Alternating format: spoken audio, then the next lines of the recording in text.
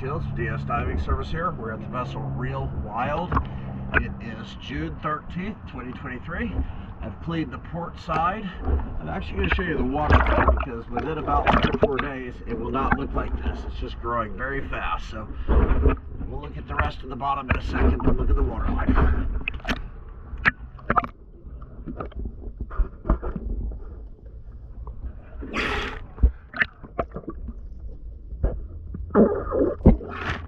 See, very clean, no hair, no barnacles, no nothing.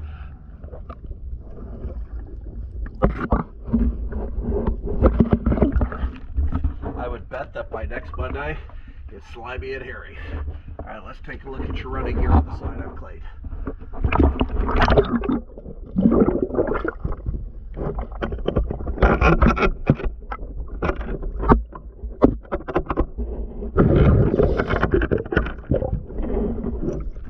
Missing a trim tab sink. I'm going to need you to lower that trim tab next time I come out so I can replace it and clean in the area I can't fit.